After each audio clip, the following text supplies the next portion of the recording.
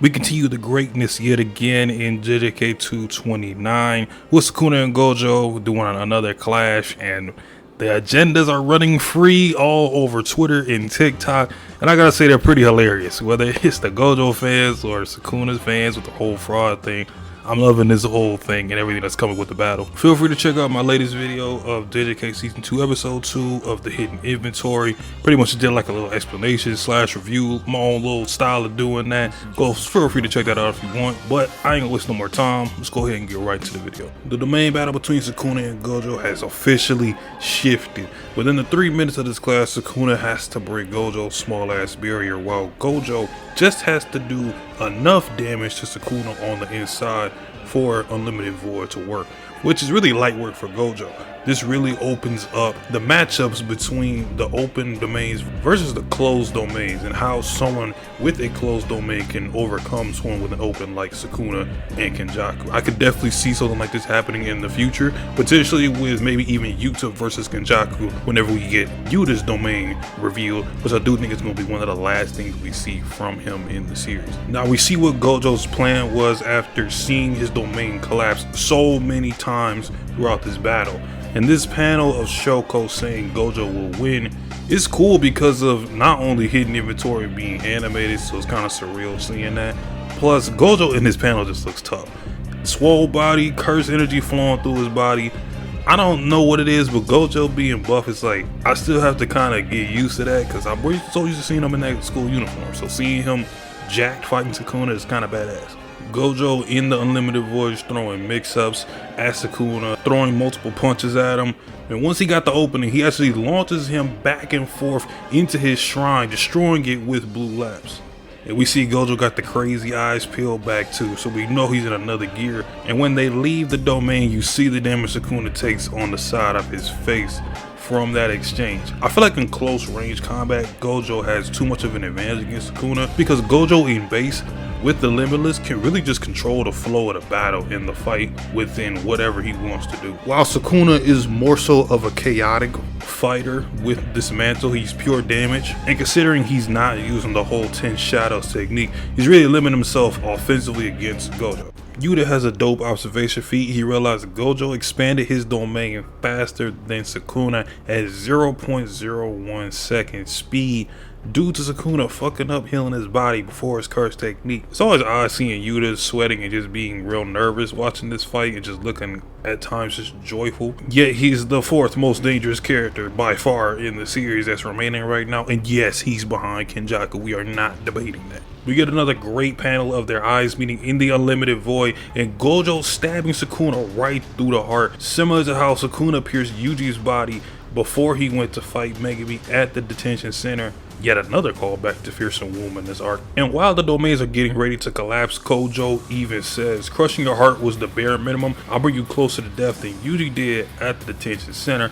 Even being a complete savage and saying, I want your lungs and your liver too. Although if he really wanted to win, he should have just went for the head. I don't know why they never go for the head. It's always the heart or either something else. And Sukuna realizes, man, I'm fucked, and spawns that big bastard Mahoraga in an epic double page. I can't even lie, back-to-back badass spreads. I love how Gege scaled Mahoraga to really show like how huge he is compared to everyone else. And I think the Sukuna wheel theorists, the people that were theorizing that, they were definitely right on the money, because Gojo is thinking it shouldn't be adapting to him as if he should be able to take it out in one hit because Mahoraga is bound right now.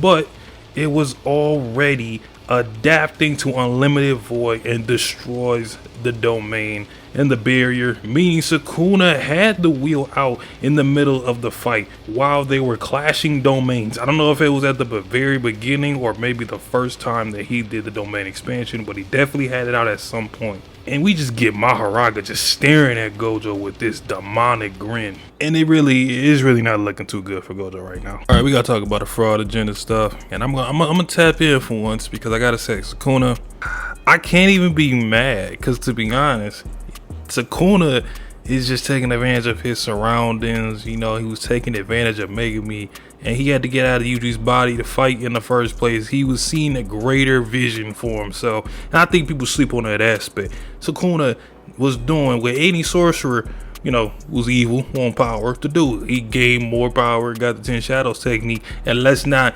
devoid ourselves from reality. Sukuna, up until these last 2 chapters, has been cooking Gojo for at least 60% of the fight, especially in the beginning, and was countering Gojo a lot, especially with Malevolent Shrine.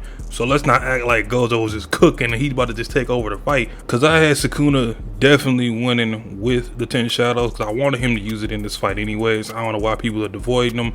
I mean, if you want to look at guys like Yuta, you can say for a fact Yuta, the only reason he beat Ryu in that last dance is because of Uro's technique. If you want to be that guy, you can't. This is different, because that's technically what Sukuna's doing. He's using cursed energy to get another technique. Yuta, yeah, that's his cursed technique, but that's not all of his cursed techniques, you know. So get that same slack to Yuta, especially since he needs those techniques just to even keep up with guys like Kenjaku. Same thing for Yuta. So I feel like the Mickey Mouse things, they are funny. Like, I can't even lie, the Mickey Mouse Sukuna joints, those are funny, even though that's my guy. But like, I gotta keep it a buck. Like, I'm not gonna call my boy a fraud for using what's in his arsenal. Like, come on now. But on the real, I really have no stakes. I mean, both of these guys, even in my top 10 favorite character, I had Gojo 5 and Sukuna 6.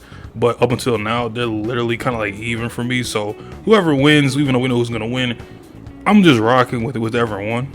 Also, I think people sleep on the fact that Sukuna, who is using only Dismantle in his domain expansion, which is just a bunch of slashes to be fair, and just causing pure damage, was doing way more to Gojo than Gojo was with all his possibilities with Limitless. Just wanna put that out there. And the 6 eyes, just saying.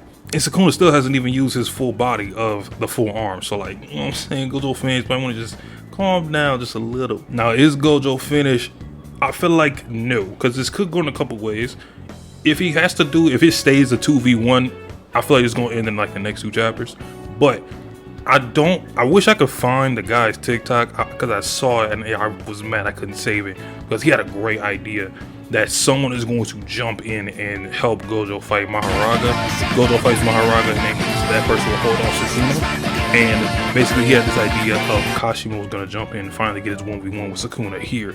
I don't want to take any credit for that. If you know who that is, let me know in the comment section. But that was a really fun, cool theory that I could possibly actually see happening too. Although great battle of the main expansion is going to be on break next week.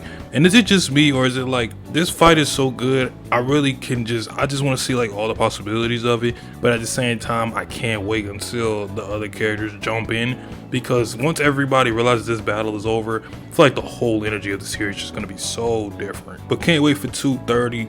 Leave a comment down below your thoughts on the chapter. Leave a like if you enjoyed. Subscribe if you haven't already, and I'll holler at y'all in the next one. Peace.